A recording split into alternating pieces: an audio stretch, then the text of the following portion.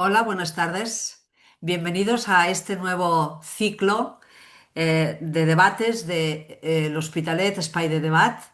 Anem a començar a tractar un tema en diverses sessions que ens preocupa a tots molt perquè ens sentim parlar cada dia, però penso que probablement no tenim tanta comprensió com per poder jutjar exactament quants canvis comportarà. Parlem de la intel·ligència artificial.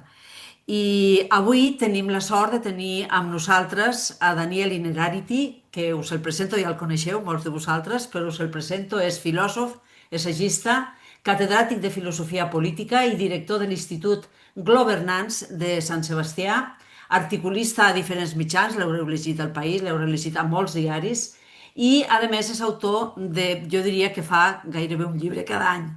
En els últims anys, en alguns anys n'ha publicat fins i tot dos. En citaré només uns quants perquè en té molts. Té El futuro y sus enemigos de 2009, que és el primer llibre en el que jo vaig disfrutar de la seva clarividència i de la seva manera de plantejar els temes. La política en tiempos de indignación, comprender la democracia, política para perplejos, una teoria de la democràcia, la societat del desconocimiento, tots ells són sobre política, sobre espai públic i sobre democràcia. I el darrer és justament un llibre que titula Una teoría crítica de la inteligencia artificial. Bienvenido, Daniel, a esta sesión. Bona tarda, Milagros, i bona tarda a tothom. Estic molt content de ser aquí. Doncs hem coincidit ja en al Palau Macaya i en alguns altres debats sobre la intel·ligència artificial. Tenim prevista també tornar a parlar d'aquest tema en una propera sessió el 17 de desembre, que parlarem amb Ramon López de Mantres, que també coneixes perquè també has coincidit amb ell en altres debats. I bé, doncs avui anem a tenir aquesta conversa i permetem que abans de que comencem recordi a la gent que està a l'altra banda d'aquesta pantalla que poden participar obrint el xat o bé escrivint al xat o bé aixecant la mà perquè donaríem pas a poder fer preguntes. El debat durarà aproximadament una hora i quart i bueno, anem a començar i passem al castellà perquè és la teva llengua, d'acord? Molt bé. Doncs, Daniel, este nuevo libro, como tú siempre haces con tus obras, siempre son de una oportunidad tremenda. Cuando la gente estaba indignada, tú escribes sobre indignación. Cuando la gente se asusta por el futuro, tú escribes sobre el miedo al futuro. Y ahora cuando la gente está bastante asustada por el tema de la inteligencia artificial, porque tenemos la impresión de que va a gobernar nuestras vidas de una manera que quizá no controlemos del todo, pues vamos a hablar de inteligencia artificial. Y tú en tu libro planteas que la inteligencia artificial preocupa porque de alguna manera afecta a una cuestión que es muy importante en democracia y en la vida privada, tanto en la vida pública como en la vida privada, que es la capacidad de decidir. Así que empezamos por aquí, ¿no? ¿Cómo crees que la inteligencia artificial va a interferir con nuestra capacidad de decidir en todos los ámbitos de la vida? Muy bien, pues Milagros, hace 3 años yo llevaba trabajando este tema porque mi trayectoria profesional ha estado marcada por un concepto básico, que es el concepto de complejidad. Y mi intuición era que las formas de gobierno en general no estaban a la altura de la complejidad de la sociedad contemporánea. Y empecé trabajando la complejidad desde el punto de vista del tiempo, que es el libro que tú leíste, según me acabas de decir. Ya solo por eso ya me ha compensado haberlo escrito, porque claro, luego escribí otro sobre el espacio, escribí otro sobre la complejidad del conocimiento, otro sobre la complejidad en Europa, y luego hice una síntesis de todo eso en una teoría de la democracia compleja. Pero desde hace tiempo llevaba con la idea de que había un orden de complejidad, una fuente de complejidad distinta de estas, que era la complejidad de la tecnología. Y la tecnología, que antes era digamos, un objeto de gobierno, gobernábamos la tecnología, se convierte a partir de un determinado momento, y va a ir a más, esto se convierte en un instrumento de gobierno. Se- se gobierna a través de la tecnología, la gobernanza algorítmica, etc. Entonces, llevaba con ese tema bastante tiempo. Y bueno, y la idea fundamental, en medio de esos trabajos, UNESCO me encarga Perdón que cuente esta pequeña historia, pero es un poco para aclarar dónde se sitúa este libro, ¿no? UNESCO escribió un informe que tuvo mucha repercusión sobre la ética de la inteligencia artificial. Y en un momento determinado me contacta la vicepresidenta diciendo, creemos que esto le falta una parte, que es la parte de la política de la inteligencia artificial, la democracia de la inteligencia artificial, ¿por qué no nos haces un informe sobre este tema? Y escribí esa parte y esa parte está básicamente recogida en el libro, aunque más explícita, más desarrollada en él, ¿no? En el informe propiamente. Exactamente. Y ahí me centraba en dos cosas, básicamente, que era, la democracia son dos cosas, tiene dos requisitos. Tiene un requisito de que haya una conversación y tiene el requisito de que haya una decisión. La democracia es una manera de conversar entre nosotros y es una manera de tomar las decisiones. De la conversión, si quieres, de la conversación, ya si quieres hablaremos más adelante, pero no hay democracia sin una conversación de calidad. Eso tiene unos condicionantes ahora mismo, etcétera. Pero por el tema que me preguntas, la otra pata de la cuestión es que la democracia es un sistema de gobierno que presupone que aquellos afectados por una decisión son los titulares de la decisión, son también los que deciden, que no hay nadie meramente pasivo. Esto en la historia se realiza de diversas maneras. Es evidente que yo no voy todos los días al ayuntamiento de mi ciudad, de mi pueblo al lado de Pamplona, a tomar las decisiones, pero de alguna manera las he hecho mías a través de mecanismos de representación, de legitimación, incluso la posibilidad de echar a los que gobiernan, ¿no? Eh, eh, Ese es el tema fundamental. Y entonces ahí diría dos cosas. Mira, la primera, no vamos a poder decidir las cuestiones relevantes que nos afectan ante los problemas gravísimos que tiene la humanidad si no hacemos uso de la gobernanza algorítmica, si no hacemos uso de sistemas inteligentes, de sistemas de procedimientos de analítica predictiva, etcétera. Esa es el primer punto de partida. El segundo, para que estas decisiones sigan siendo democráticas, es decir, sigan siendo nuestras, sigan siendo expresión de la soberanía popular, sigan siendo autodeterminación del pueblo, se tienen que cumplir una serie de condiciones. Y eso es lo que trato de examinar en el libro. ¿Y qué condiciones? Bueno, son muchas condiciones porque la gobernanza algorítmica o los procedimientos algorítmicos de decisión son un ciclo largo que parten de los datos y que terminan en la estricta toma de decisión, pero en medio hay muchos momentos en los cuales el pueblo, la ciudadanía, se hace presente, se puede hacer presente. Por ejemplo, por no agotar el tema y además porque quiero que la gente lea mi libro y si yo lo cuento, Sí, ya no lo van a leer. sí. Eh, Primero, los datos tienen que representarnos. Por tanto, los datos tienen que ser diversos, tienen que ser plurales. Eh, ¿Y completos? y, ¿Y completos? claro, lo más completos posible, Claro. porque, por ejemplo, sabrás que la mayor parte de las fotografías de personas que existen en el mundo son, o casualidad, de hombres blancos caucásicos. Con lo cual, llega una máquina de reconocimiento facial, le ponen una foto de una mujer negra y dice un orangután. Y nos llevamos las manos a la cabeza, pero la máquina no es culpable de eso. Simplemente le hemos alimentado. Pues, si yo estoy todo el día comiendo donuts, engordaré. Bueno, primer paso, que los datos representen la pluralidad. Segundo, no voy a hacer una lista exhaustiva, pero voy a citar algunos casos. Eh, la, los que trabajan en inteligencia artificial son varones en una gran mayoría. Eso no puede salir bien. En una institución en la que hay un monocultivo, hay un tipo de personas muy parcial, aquello no tendrá diversidad de criterios. Por tanto, es importante que haya diversidad en la profesión. Es importante que haya, tercer asunto, es importante que haya diversidad, por ejemplo, en las recomendaciones. Las recomendaciones que nos hacen de noticias o de cosas para comprar son recomendaciones muy estrechas, muy poco diversas, son recomendaciones muy redundantes.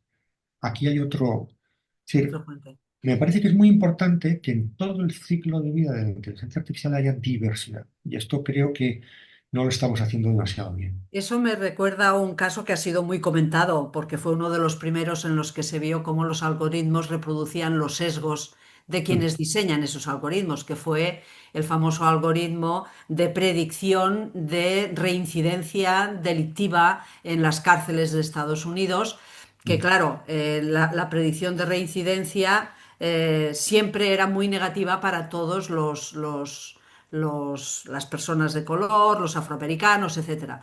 Pero cuando corrigieron este factor, resultó que seguía siendo sesgado y acabó siendo que había un criterio dentro del algoritmo que era personas que han sido detenidas previamente y cuántas veces han sido detenidas previamente. Claro, aunque hayas corregido el sesgo racial en la elaboración del algoritmo, si pones este requisito, pero y la policía hace sesgo racial en las detenciones y detiene más a los que son de color que al resto, pues ya tienes tú ahí un sesgo que se reproduce en segundo término, ni siquiera en primero. Cuando lo han corregido vuelve a reproducirse, ¿no?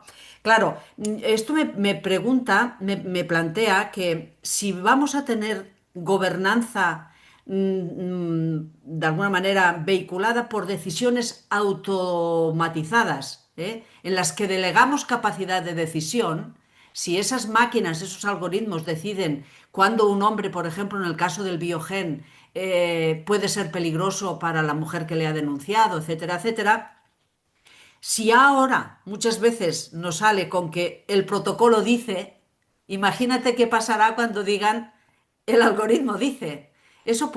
¿Tenemos indicios de que eso puede ser un problema grave? Bueno, no necesariamente tiene que ser peor que los sesgos del Que ya mundo tenemos. tecnológico, que ya tenemos. O sea, las cárceles norteamericanas estaban llenas de personas negras antes de que apareciera Claro, Internet, ¿no? Y eso tiene que ver con una estructura policial, con un sesgo analógico que hace, por ejemplo, que haya más detenidos en los barrios en los que se busca que en los barrios en los que no se busca, ¿no? claro, Hay policía, qué casualidad, hay policía en los barrios pobres, ¿no? Yo viví en Washington y en Georgetown no había policías, ¿no? Y seguramente en mi entorno había delincuentes. Por cierto, tampoco serían delincuentes de manta y de móvil, seguramente serían delincuentes de más, de más nivel, digamos, ¿no?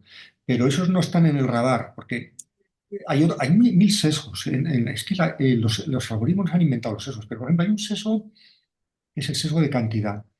Si tú eres un policía, si tú eres una patrulla policial y tienes un incentivo para el número de detenciones que haces, evidentemente, ¿a qué te dedicas? A aquellos delitos en los que es fácil tener éxito.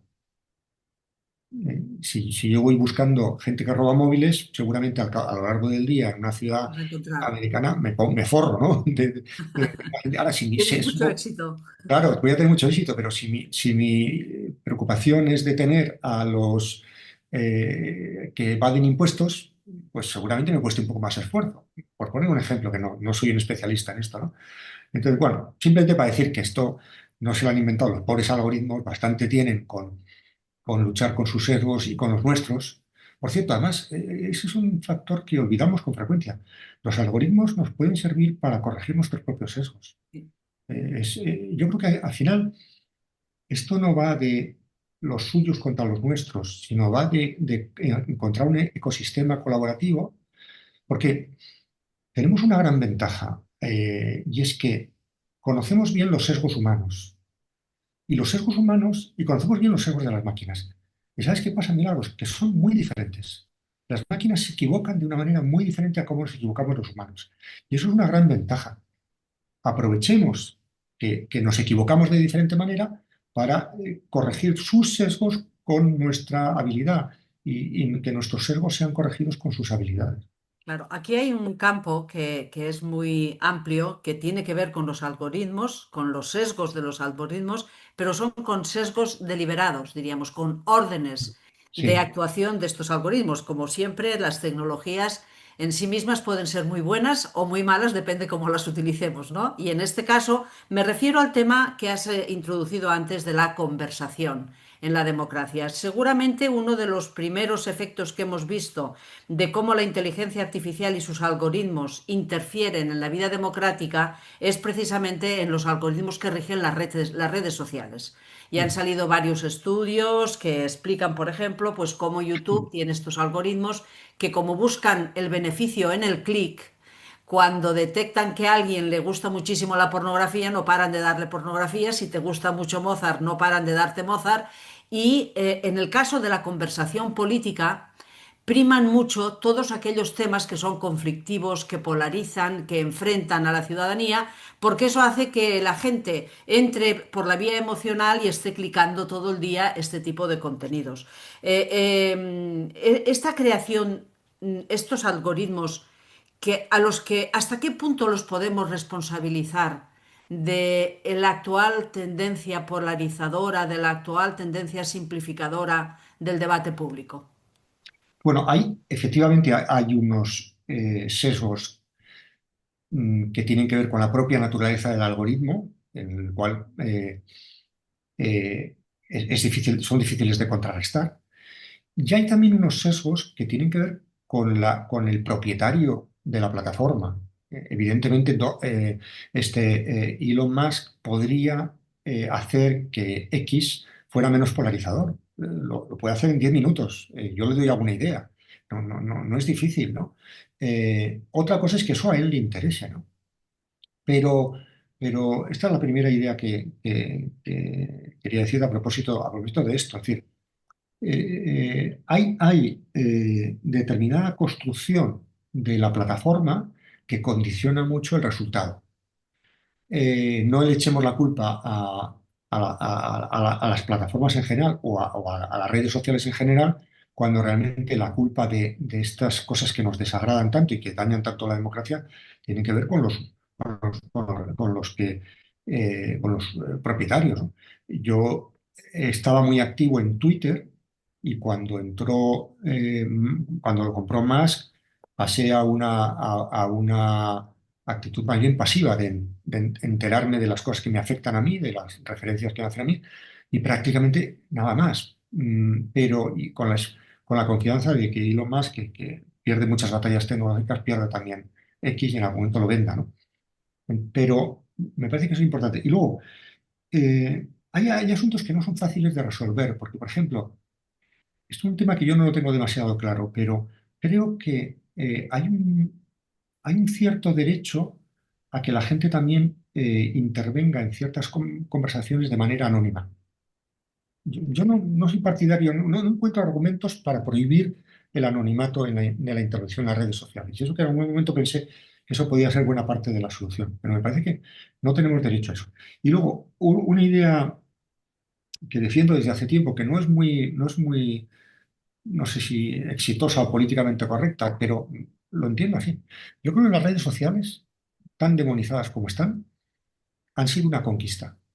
Y lo digo delante de una periodista como tú, pero las redes sociales horizontalizaron el espacio público de una manera que no deberíamos minusvalorar. Ujú. Yo recuerdo hace años, tú te acordarás también, cuando si uno quería protestar de un tema, había que escribir una carta al director.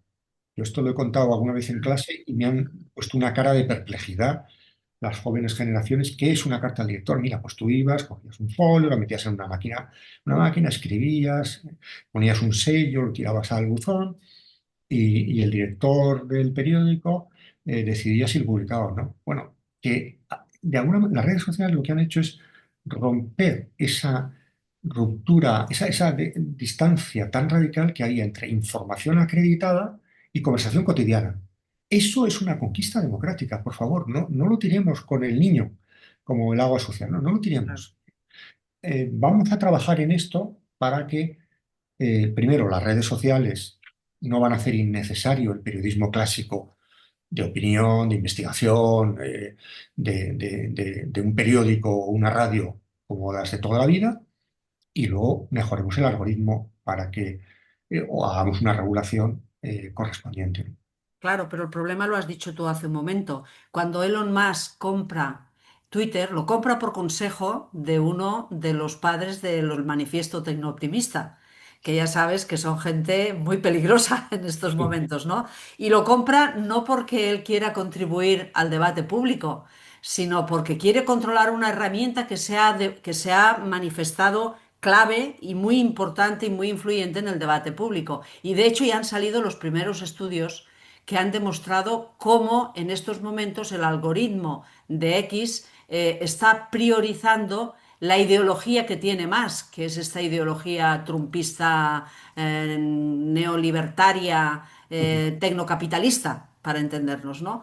Entonces, claro, aquí se nos plantea una cuestión. La herramienta puede ser útil, incluso la herramienta puede servir para hacer un debate mucho más amplio, plural, etcétera, en una sociedad más compleja que requiere de estas técnicas para poder participar, a condición de que tengamos el control. Y aquí se plantea la cuestión fundamental, es ¿quién controla estos algoritmos, estas tecnologías, estas redes? ¿Cómo podemos hacer desde el punto de vista de la calidad democrática para que la ciudadanía pueda defenderse de estos usos de la tecnología que son unos usos destinados a imponer una determinada ideología, un determinado discurso? ¿Tenemos No, defensa posible? bueno, déjame que te diga una cosa por molestar un poco, ¿no? Inicialmente, ¿no? Pero que es, ¿teníamos nosotros poder, tú y yo, ciudadanos de a pie, eh, sobre los medios que ahora estamos conmemorando, no sé si conmemorando, celebrando o recordando el aniversario de la muerte de Franco, ¿no? ¿Teníamos nosotros algún tipo de poder sobre las empresas periodísticas que conocimos en la transición?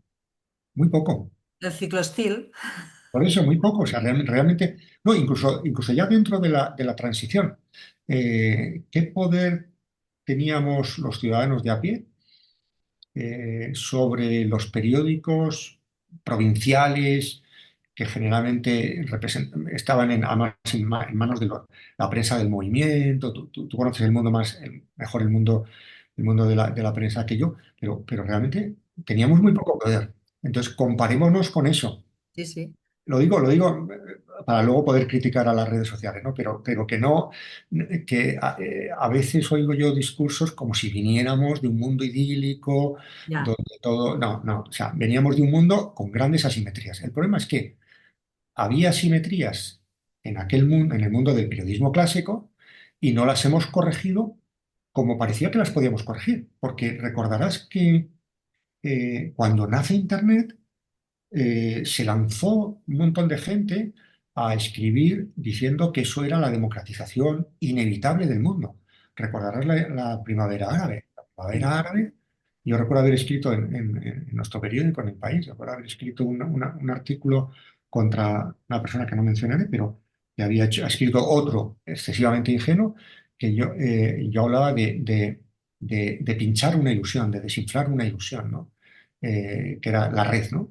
La red no es democratizadora per se desde el momento en que hay otros gatekeepers nuevos. Lo que pasa es que ya hablamos de Elon Musk, pero antes había otros. O sea, Mm. Sí, vamos pero perdona, pero sí, lo que es diferente es que Elon Musk tiene millones de usuarios claro, y esos millones de usuarios creen que utilizando X están bien informados por y no lo supuesto. están. O sea que el Por, engaño es mayor.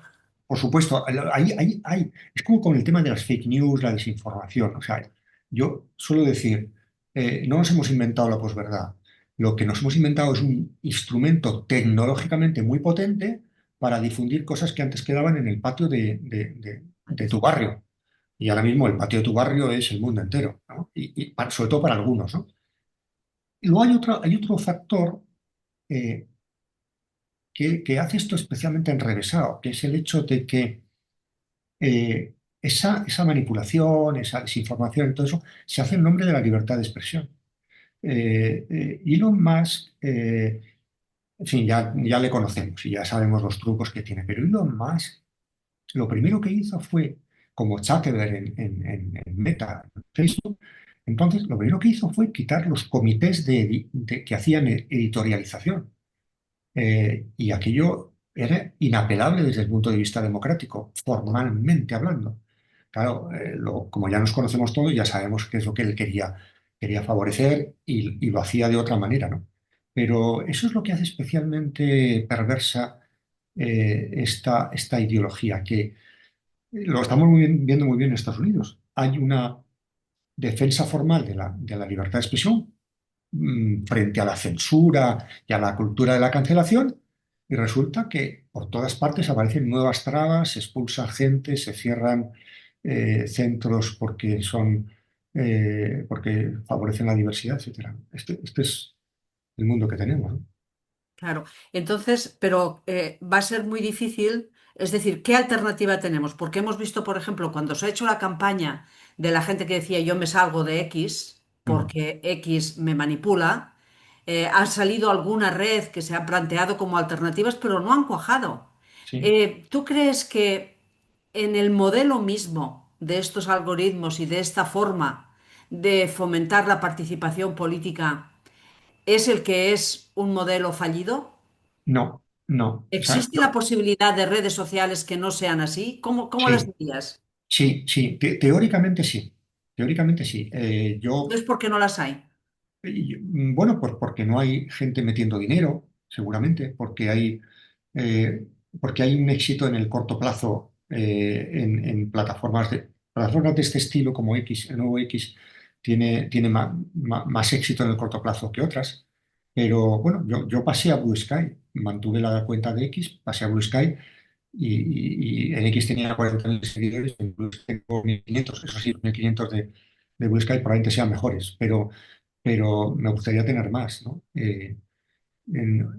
No hay algo perverso en la idea de red social y en la idea de algoritmo para la comunicación que lo haga incapaz de alcanzar a un público. Entonces, ¿cuál sería la posibilidad de intervenir sobre ese escenario en el que necesariamente nos tenemos que mover? No lo sé, No lo hay. no lo sé, no lo sé. Sí, no, o sea, hoy por hoy no lo hay, pero no, yo no veo conceptualmente, digamos, impensable la configuración de una nueva red social que acierte con una fórmula que sea al mismo tiempo amplia y que tenga una y que Claro, porque si la rentabilidad de estas empresas y de estos algoritmos se basa precisamente en la repetición, en el clic, en la capacidad de atraer la atención, porque es la economía de la atención de la que estamos hablando, diríamos, ¿no? Esta economía de la atención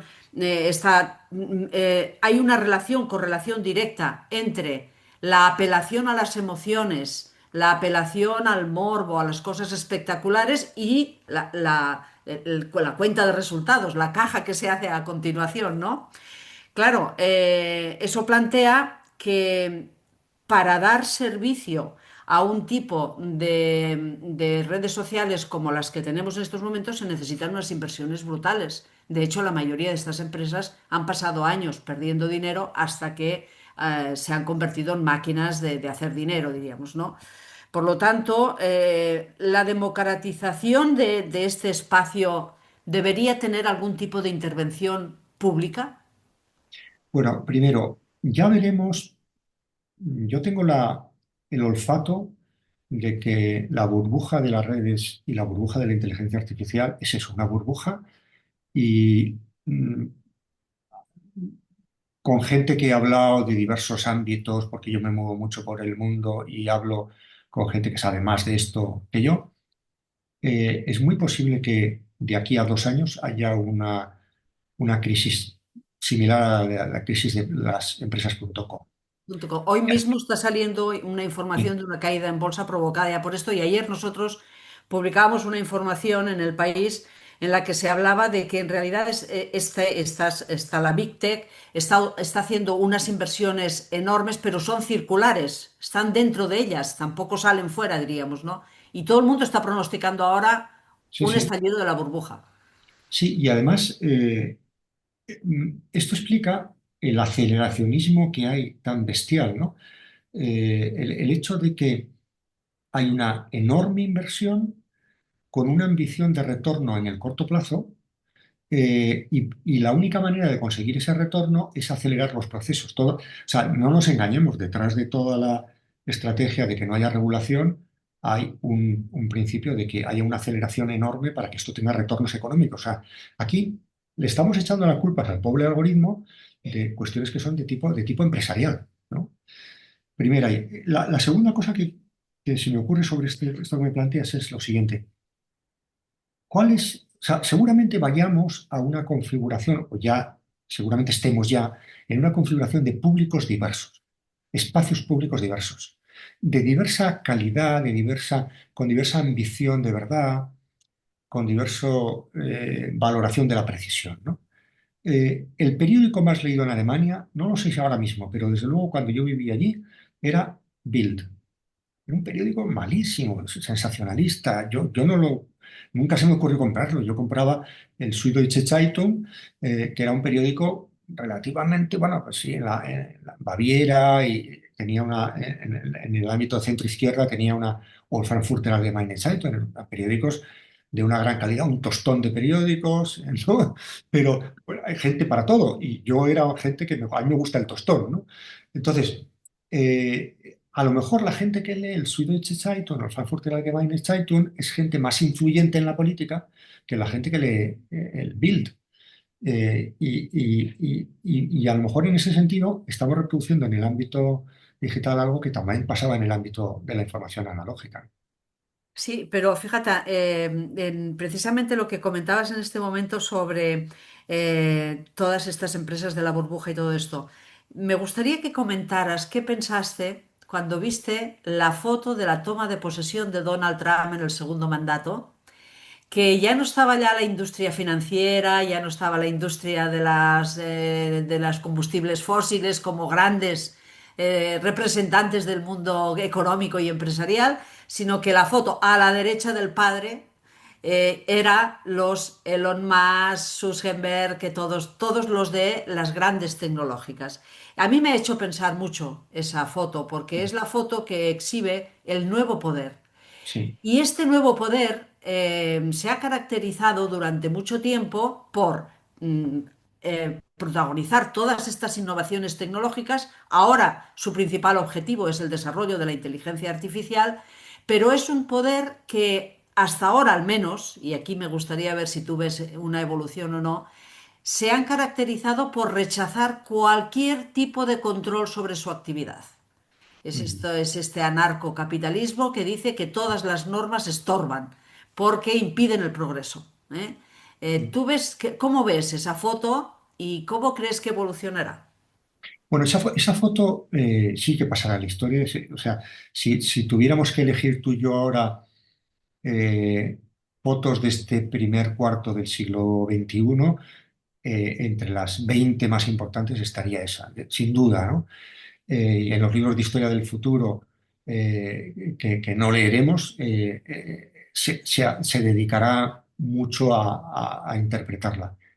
Eh, ¿Recuerdas que hay un mantra muy extendido por ahí, según el cual eh, Estados Unidos hace dinero con la inteligencia artificial, China gobierna con la inteligencia artificial, o sea, ejerce poder con la inteligencia artificial, y los europeos regulan, ¿no? O sea, ese desprecio a Europa que ni inventa ni copia, sino que regula, como, no digo que regulemos bien, porque hay ejemplos de mala regulación o de regulación insuficiente, no voy a echar cohetes sobre nuestra regulación, pero esa foto tuvo el efecto, al menos en mí, de desmontar ese mantra.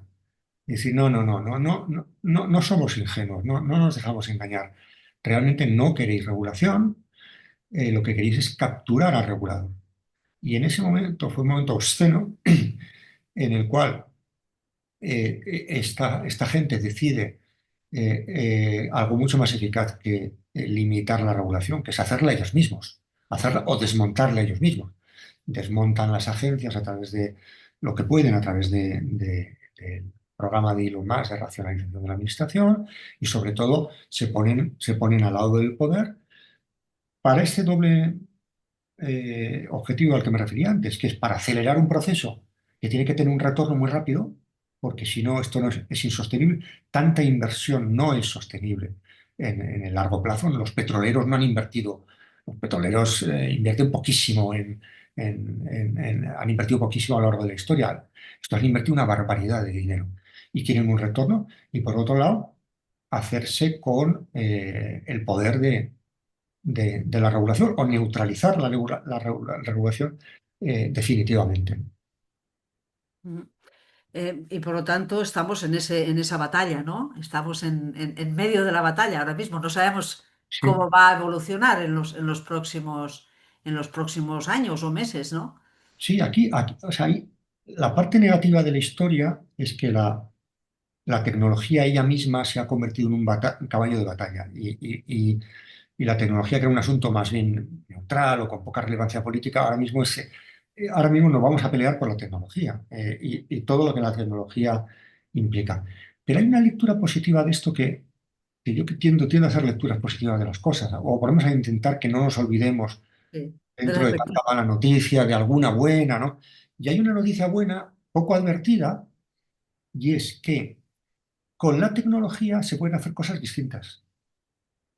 Es decir, igual hace poco tiempo, bueno, te pondré un ejemplo que yo creo que es muy ilustrativo. Cuando yo estaba en la universidad coincide que yo estoy en la universidad cuando empiezan las primeras teorías de la globalización, finales de los 70, principios de los 80, pues Ulrich Beck, Doll, toda esta gente que empezó a hacer una teoría de la globalización, hubo el ambiente de la época era pensar que la globalización iba a suponer una homogeneización, que la extensión de la tecnología en el mundo iba a hacer que todos usáramos los mismos vehículos, consumiéramos Coca-Cola y fuéramos a los McDonald's. Y de hecho, una expresión que hizo mucha fortuna es la McDonaldización del mundo.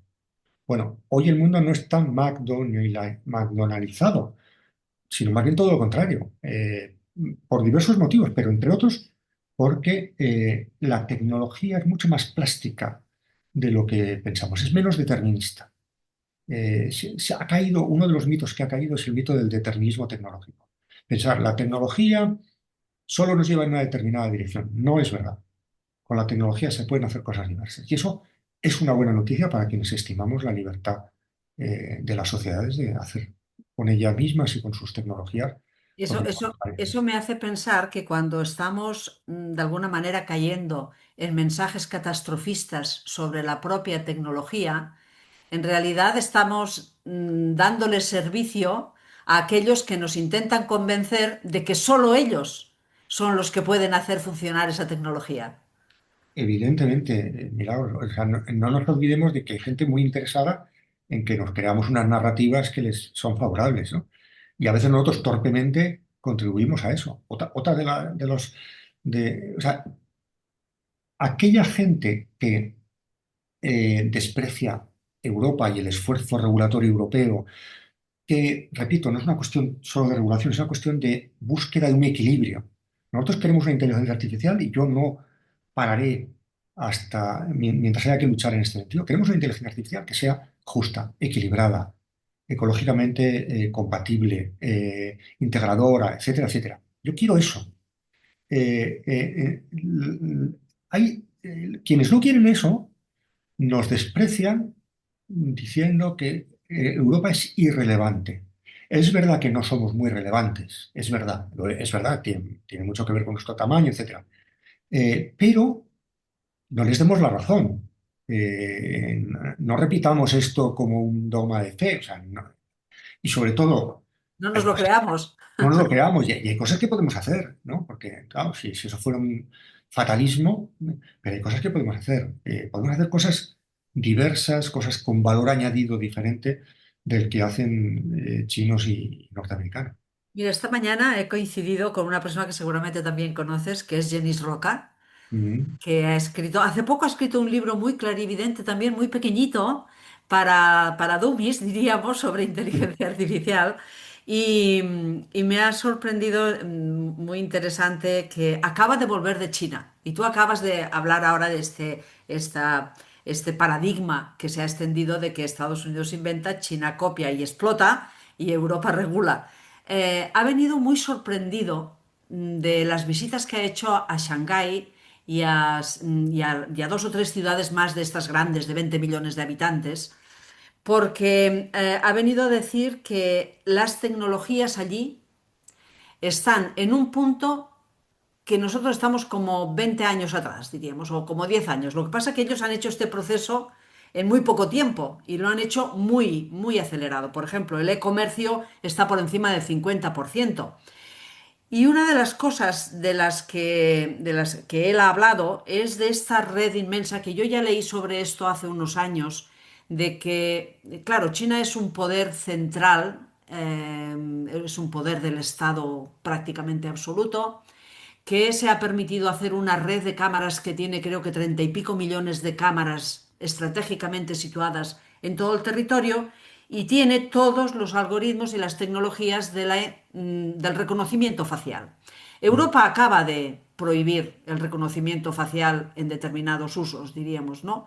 En cambio, China, el reconocimiento facial es una de las herramientas que tiene esta red pública, esta red del Estado, que le permite en menos de un minuto identificar a una persona que pase por debajo de una de esas cámaras en un cruce de calles. Claro, la pregunta es, estas tecnologías tan poderosas que están basadas en una capacidad de computación que no está al alcance de sociedades, ni siquiera probablemente sociedades capitalistas privadas, porque una cosa de este tipo requiere el poder de un Estado, ¿no? Estas tecnologías, el potencial que tiene, puede agravar o representar en un momento determinado un peligro respecto del sistema político del que nos vamos a dotar, es decir, son una amenaza para la democracia. Mira, yo no he estado en China, no he estado nunca en China, pero he tenido dos experiencias recientes que, según hablabas, me venían a la cabeza y que voy a contar aquí. Acabo de llegar, antes de ayer, llegué de Venecia, un congreso sobre Venecia es la ciudad de las plagas y por tanto, y hay una fundación, la Fundación Cini, que es una fundación de memoria de la ciudad, fantástica en la isla de San Giorgio, en Palacete, fantástico, y nos invitaron allí a hablar hacer una especie como de recapitulación, que luego verá la luz en un libro, de la gestión de la pandemia última nuestra, es sobre una recapitulación de cómo se había gestionado eso desde el punto de vista médico, desde el punto de vista político, jurídico, democrático, etcétera, etcétera. Eh, y allí había una china, una representante del gobierno chino y otra representante, dos mujeres, por cierto, y otra representante del gobierno de Singapur, que ensalzaron su modelo. Luego te contaré lo que yo les dije a ellas. Pero la otra experiencia que he tenido hace un mes aproximadamente es ir al Vaticano. La Pontificia Academia de Ciencias Sociales nos invita a 40 personas para hablar de inteligencia artificial, probablemente porque este Papa, como ya es un rumor bastante extendido, quiere que su primera encíclica sea sobre la inteligencia artificial, una Digital Regum Novarum, continuando el León 13 anterior. Y bueno, y hemos tenido discusiones, digamos, bastante globales, ¿no? Tanto en Roma como en Venecia, ¿Verdad? sobre, bueno, puntos de vista muy diversos. Yo creo, lo más interesante del Vaticano es que, o una de las cosas más interesantes es que en un momento de crisis de todas las instituciones globales, no hay institución global que haya salido viva de esta disturbación tan terrible, ¿no? Ni la Organización Mundial de la Salud, la ONU, Europa con el Brexit, o sea, todas las instituciones globales han pinchado más o menos, ya veremos cuánto dura esto. Te encuentras con una institución como la Iglesia Católica que es realmente global, bueno, realmente global para lo bueno y para lo malo, o sea, donde tienes culturas tremendamente diversas en torno a la familia, en torno a la privacidad, y no sé si hay una institución más global ahora mismo con una cierta operatividad, ¿no? Y yo creo que eso lo hace muy interesante. Pero bueno, y vuelvo al tema de los chinos, ¿no? Mi argumento, ¿cuál era? Mi argumento era, China tiene todas las ventajas y todas las desventajas de un sistema centralizado autoritario. ¿Tiene ventajas? Claro que tiene ventajas. Si yo mando, tengo ventajas tengo un cierto tipo de ventajas, pero si yo mando demasiado, tengo también un cierto tipo de desventajas. En el caso concreto yo les decía, vamos a ver, cuando se inventa la democracia, cuando las sociedades se hacen democráticas hace 200, 300 años, bueno, en el caso de España hace bastante menos, pero nosotros tenemos que tomar una decisión dramática, que es, ¿queremos continuidad y sin libertad o discontinuidad con libertad? Si tú eliges continuidad sin libertad, tienes un sistema como el sistema chino, que permite políticas de largo plazo, que permite planificación, que mantiene una dirección política. Hombre, tiene el pequeño inconveniente de que no las puedes modificar fácilmente, porque no puedes echar a los que están en el gobierno, que no tienes libertad de crítica, que no hay un sistema deliberativo real, ¿no? Que no hay libertad de información, que el flujo de información discurre de las provincias a la capital y además el que lleve malas noticias, como aquel doctor famoso, pues es enviado a la cárcel, etcétera. Digo que es dramática la elección porque nosotros hemos elegido otra cosa. Nosotros hemos elegido libertad política a cambio de un coste que nos está resultando muy, muy alto, que es el coste de no poder hacer políticas de largo plazo. Nosotros en nuestras democracias actuales, como hay ciclos electorales, como hay también una dimensión populista que no es solamente de los partidos populistas, sino que todas las formaciones políticas se han contaminado un poco de ese populismo, estamos buscando gratificaciones inmediatas y no estamos siendo capaces de realizar transformaciones de largo alcance. Eh, la única solución que tenemos, si no queremos sacrificar los valores de la democracia, es proteger ciertos asuntos, ciertas transformaciones, ciertos valores esenciales, ciertas estrategias del vaivén de la alternancia política. Y eso, en Europa tenemos la ventaja de que la propia Unión Europea en parte nos obliga a eso, no nos permite demasiada frivolidad en esta materia, pero bueno, ha sido una respuesta un poco larga, pero quería contarte esta experiencia. Yo creo que no convencí a la representante de China, que me pareció marmórea, o sea, me pareció... De hecho, yo tengo alumnos en el Instituto Europeo de Florencia. Este año no he tenido, pero los años pasados siempre he tenido dos o tres chinos. Y es muy interesante cuando hablas de estos temas con delicadeza, para no meter el dedo en el ojo innecesariamente, son absolutamente inasequibles al desaliento. No entienden que nosotros no entendamos. Tienen una cultura política, por ejemplo, tienen una valoración de la privacidad que a mí me recuerda mucho a la de nuestros hijos, que es muy distinta de la nuestra, de nuestra generación. No tienen gran estima de la privacidad. Y me pasó, el año pasado me ocurrió una cosa, ya con esto termino. Eh, yo pedía que hicieran un trabajo final de curso y una alumna china, no este año, el año pasado, hizo un trabajo sobre DeepSeek. Y yo, con un poco de mala leche, en el turno de debate, le dije, oye, ¿qué pasa si yo a DeepSeek le pregunto por Tiananmen? ¿Sabes lo que me contestó? ¿Qué es Tiananmen?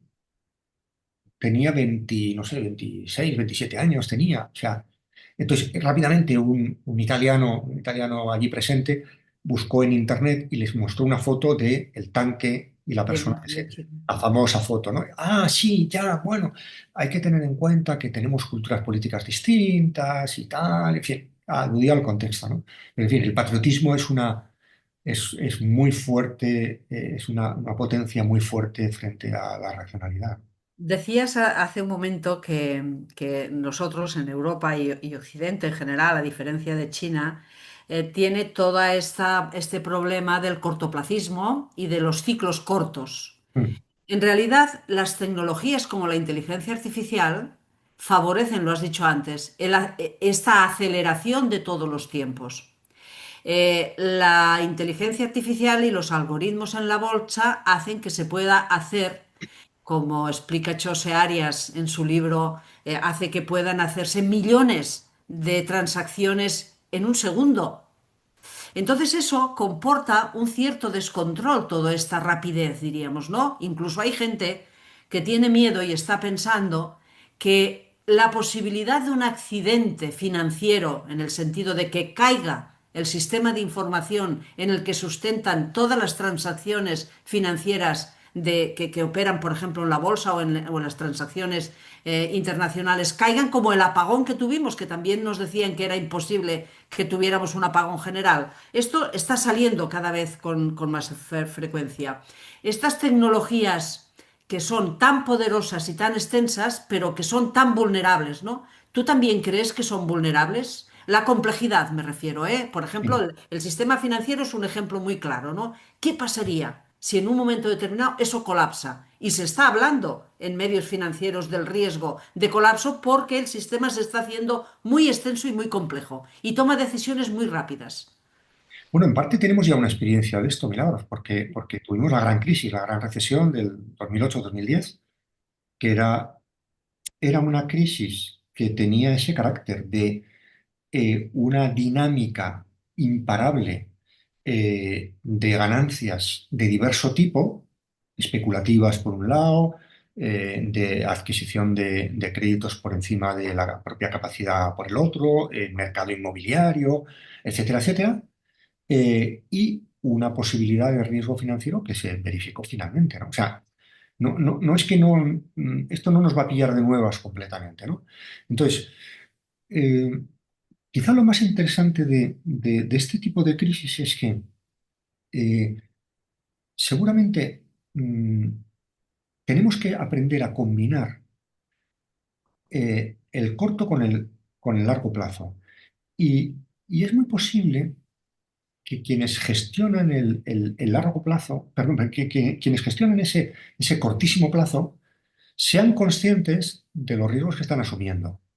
Claro, Pero no tienen incentivos para corregirlos. no, en absoluto, claro. Si hay una gobernanza global débil como había en 2008 y encima, como ocurrió, el coste lo pagamos todos porque la banca es rescatada, etcétera, etcétera, claro, el modelo de resolución de una crisis de este estilo desanima completamente la configuración de gobernanza más racional, ¿no? Y estimula eso, ¿no?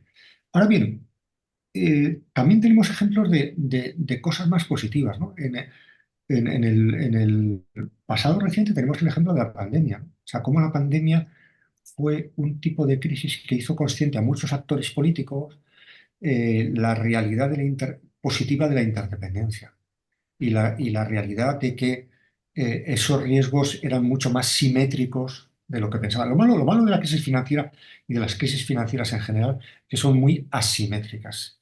Y por tanto, y todos saben en el fondo que el coste va a ser finalmente asimétrico y asumido por los estados, o sea, por todos, ¿no?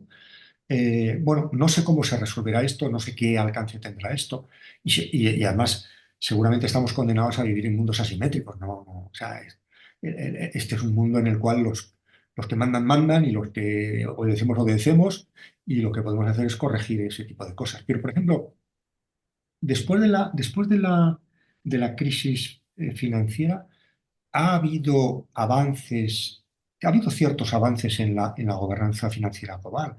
Ha habido acuerdos de Basilea que han medido riesgos. No hemos vuelto a tener una crisis de esa naturaleza. Y no porque haya desaparecido la avaricia de los actores económicos, sino seguramente porque hay una mejor arquitectura institucional. Sí, pero también sabes, por la cantidad de ejemplos que tiene la historia, que quizá cuando tenemos una crisis compramos el antídoto para no tener la misma crisis, pero nos estalla otra de naturaleza distinta, ¿no? Y tú en tu libro hablas de una cuestión que me interesaría también que analizaras. ¿Hasta qué punto, para defendernos precisamente de estas consecuencias de crisis sistémicas del cortoplacismo, tenemos o podemos confiar en que nuestros gobernantes tengan herramientas que permitan coger o que permitan, de alguna manera, contrarrestar este riesgo? Tú hablas de la analítica predictiva, que es una herramienta que pueden tener gobernantes, que pueden tener CEOs de empresas, que pueden tener instituciones, etcétera, ¿no? ¿Cómo es fiable? la analítica predictiva, cómo se puede utilizar de una forma que sea constructiva, etcétera. Este es un tema que tú tratas en el Sí, libro también. sí, es un tema que me interesa mucho. Me parece que es un tema nuclear en este nuevo entorno tecnológico en el que nos vamos a mover.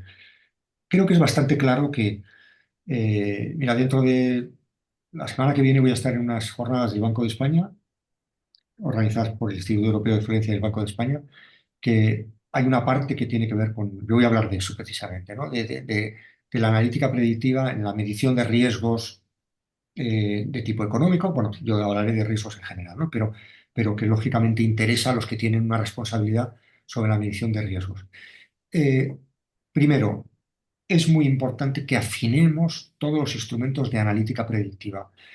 Ahora estamos asistiendo a todos estos debates o pseudodebates sobre la Dana de Valencia. Es impresionante. Yo creo que el sistema más complejo, lo más complejo que tenemos que analizar hoy en día es el clima. Sí. El clima es una cosa tremendamente compleja. Tengo amigos que trabajan en agencias tipo AEMET y tal, que me dicen, no sabes lo difícil que es la sofisticación de los modelos que tenemos y los fallos que dan. Eh, Y Realmente los aciertos, perdona. los aciertos, sí, sí, Porque como tú, en tu enfoque anterior que decías, ¿de dónde venimos? Pues de mirar al cielo y que el abuelo efectivamente. del pueblo dijera si va a llover o no. Mira, yo soy alpinista y soy montañero. El 4 de enero me voy a la Concagua y el jefe de mi expedición es el primer español que subió en modo alpino el Karakorum, el K2. Y estuvieron a punto de morir, él y Mari Ábrego, los navarros. Mari Ábrego ya murió, no en la montaña, por otras causas. Y estuvieron a punto de morir porque, ¿sabes cómo decidieron, cuando estaban a 8.000 metros, abrieron la cremallera y De la dijeron, tienda. ¿vamos a la cumbre o no? Porque vieron que había estrellas. Fíjate, vieron que había estrellas, por tanto no había nubes, se lanzaron a las 2 de la madrugada, pum, pum, pum, amaneció, subieron a la cumbre y cuando empezaban a bajar, se desató una tormenta terrible. Tuvieron que, bueno, la tienda se les rasgó, pasaron 2 noches por encima de 7.000 metros con una tienda hecha unos zorros. Eh, bueno, ahora mismo, el día que salgamos de Pamplona, tendremos un parte del tiempo bastante exacto de lo que va a ocurrir a 7.000 metros el día 20, que es el día que yo espero subir, estar en la cumbre de la Concagua. O sea, por supuesto que sí, tenemos un... Pero la analítica predictiva comete fallos de diverso tipo, ¿no? No tanto, no solo en materia de clima, sino en materia financiera, en materia, por ejemplo, de predicción. Hay un tema que es muy, muy interesante, tú lo has mencionado al principio, que es la predicción de reincidencia en los delitos.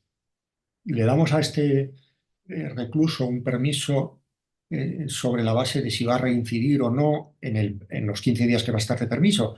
¿Cómo calculamos eso? Un juez que tiene que resolver al día 40 solicitudes y que no tiene tiempo de hablar con todos los agentes ni estudiarse todo, tiene que basarse en algo. O sea, por lo tanto, parto del hecho de que la analítica predictiva es importantísima. Pero al mismo tiempo hemos de ser conscientes de sus limitaciones. Y buena parte de las limitaciones tienen que ver con, primero, el hecho de que subsumimos a las personas en categorías. Y las categorías, los humanos no encajamos perfectamente en categorías. Y existe el azar. También, pero tú eres una mujer, pero no eres solo mujer. Eres catalana, pero no eres solo catalana. O sea, si te meten en una categoría, esa categoría permite excepciones, zonas borrosas, etcétera, ¿no? Y luego hay otro factor que es muy importante, que es una cosa tan enigmática como la libertad humana. Alguien puede ser un canalla y estar en la cárcel y que nadie le dé, ningún juez le dé el permiso, presumiendo que se va a comportar igual de mal, y sale de la cárcel y se convierte en una bellísima persona, porque ha hecho un proceso de transformación. Porque eso no lo podemos. Yo no quiero ser juez, y menos un juez de vigilancia penitenciaria, pero me Ya. imagino la dificilísima tarea de condenar a alguien en vida diciendo, esta persona no puede cambiar, y si Pero sale va yo, a delinquir.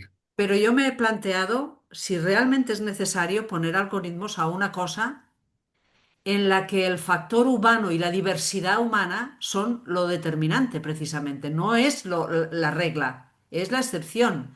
O sea, lo que es común, la posibilidad de encasillar, es lo que menos información te da, porque la variabilidad humana es enorme. Entonces, Pero reduce un poco, por qué tenemos que aplicar algoritmos a cosas que son difíciles precisamente de encasillar? porque reduce un poco la complejidad. Ya, O sea, un poco. No la reduce, no la disuelve. Si la disolviera esto sería un milagro, sería una claro, maravilla. claro. Yo me apunto, la compro y ya está. La reduce un poco. Por eso te he hablado del juez que tiene que dar 20 permisos al día. Eh, Hubo un caso hace un par de años, algo así, en Holanda, muy interesante, sobre el tema de las ayudas sociales. Claro, las ayudas sociales,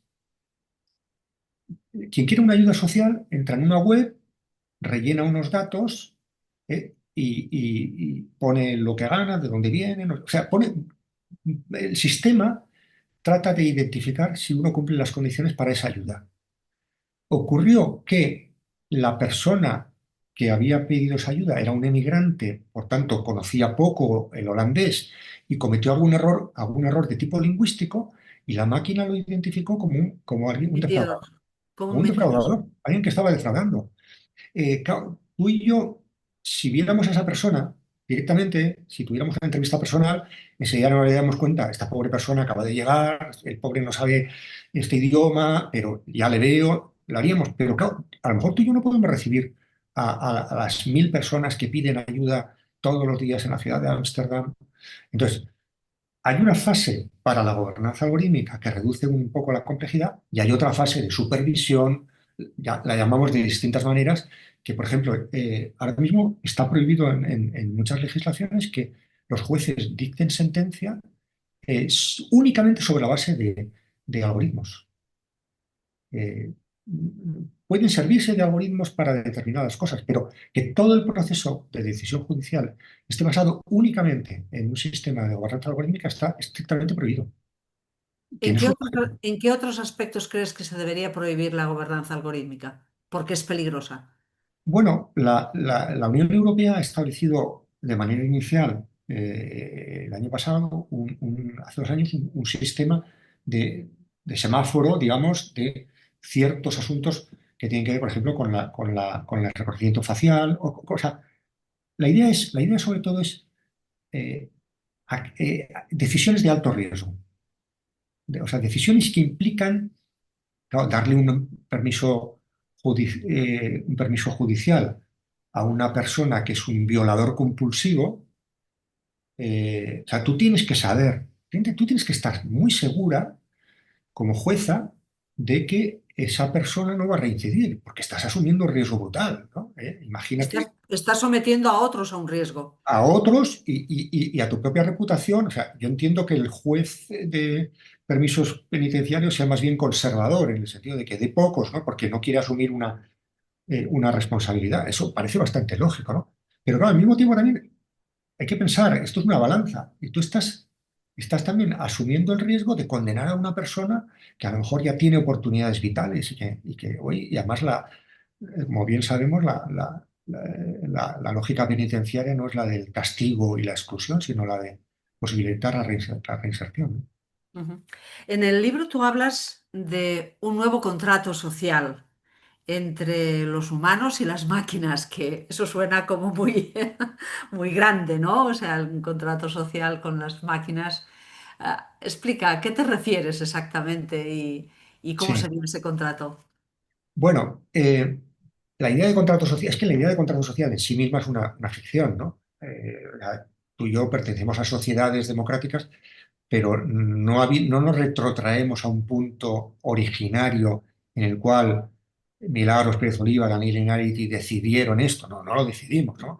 De alguna manera, indirectamente lo hemos ido ratificando con nuestras decisiones o no, o nos aguantamos porque no tenemos la mayoría, ¿no?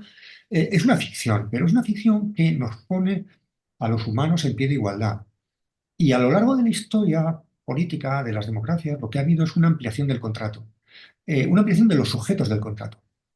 En la Atenas de Aristóteles, los ciudadanos libres que decidían en el Ágora eran un 10%.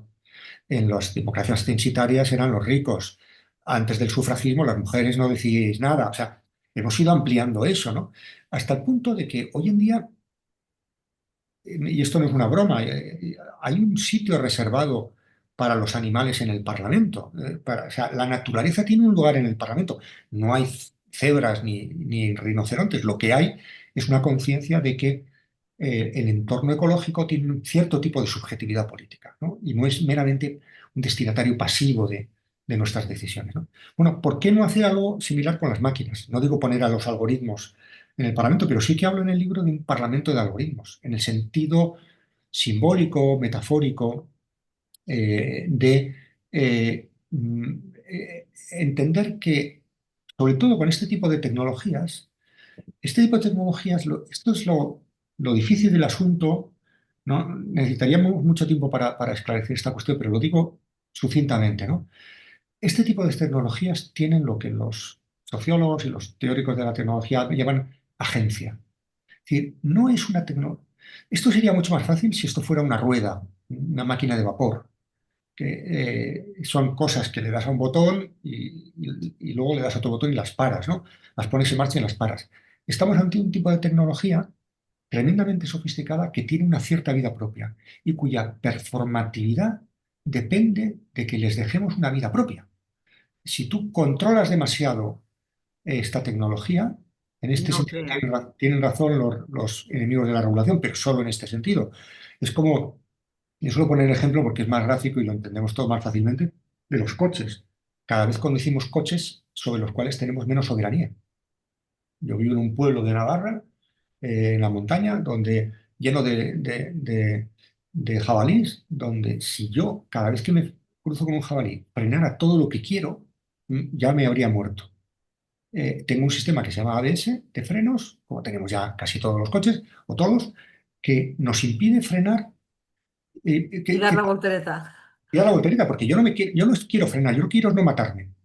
Entonces, el coche respeta mi voluntad última, que es la de no matarme, eh, no respetando en absoluto mi voluntad inmediata, que es la de frenar excesivamente. Bueno, algo similar pasa con este tipo de tecnologías. Por eso hablamos de machine learning, por ejemplo.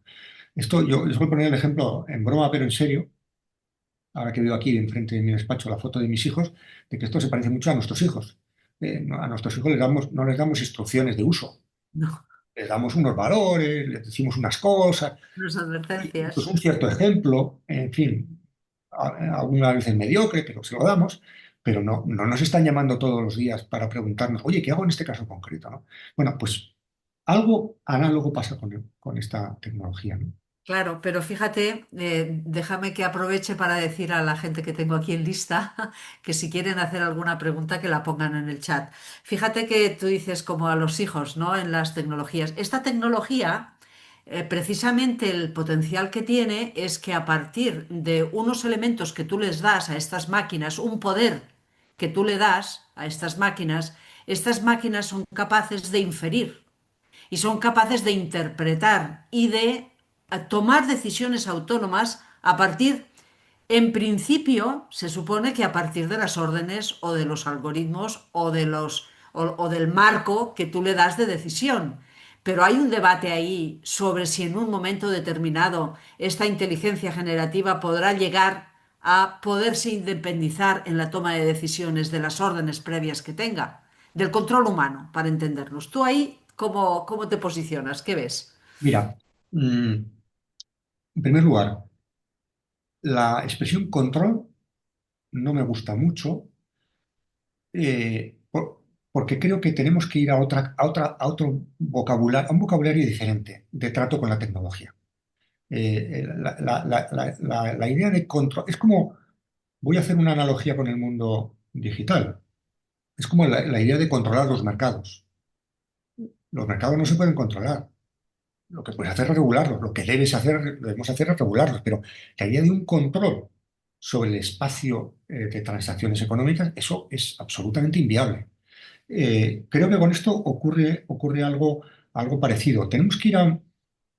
Ya se están utilizando ya y en la investigación términos copilotaje, etcétera. O sea, términos que aluden a una complicidad, a un acompañamiento, a una supervisión, pero una supervisión que sabemos que tiene que ser limitada, porque la otra alternativa es, oye, ¿tú quieres volver a un coche que te obedezca plenamente?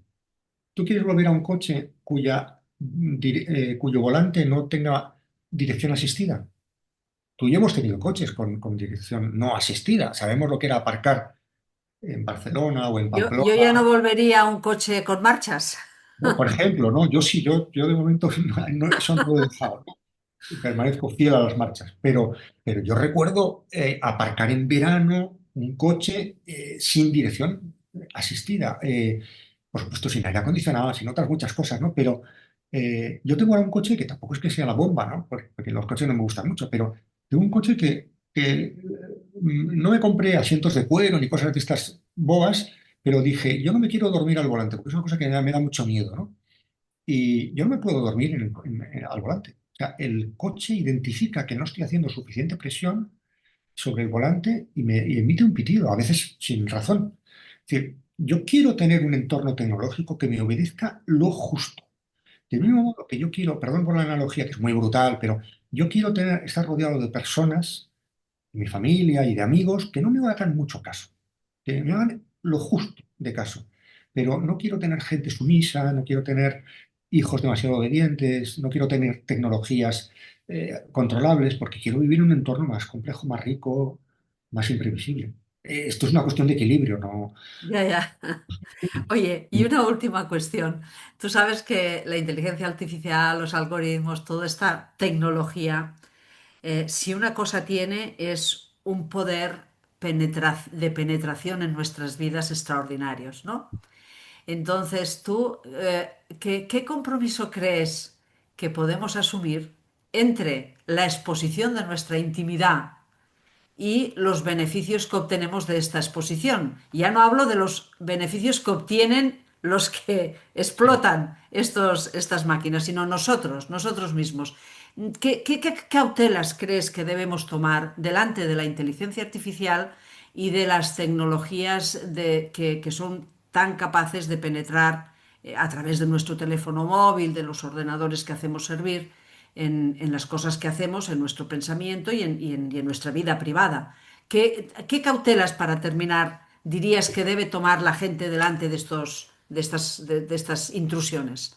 Mira, si me preguntas por cosas prácticas, te diré, soy un desastre. Ya, En WhatsApp me ha llegado una notificación para reconfigurar este tipo de cosas. Estoy esperando que llegue algún hijo mío y me lo arregle. O sea, pero tomo pie en este punto, tomo esto como punto de partida para decirte una cosa que me parece importante, que es, si entendemos que la regulación de la privacidad depende de que tú y yo aceptemos o no aceptemos cosas, vamos a entrar en un cul-de-sac. ¿Por qué?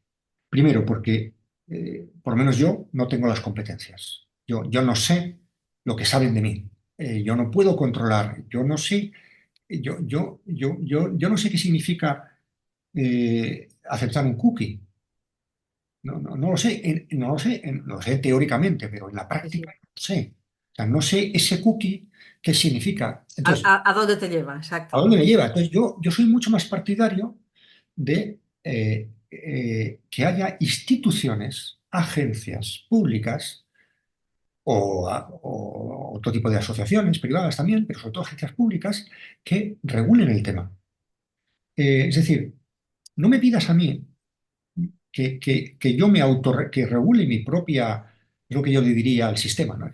Que sea soberano sobre mi propia decisión. Déjame que, como en otros temas, yo no sé si hay, en España yo no sé si hay libre competencia.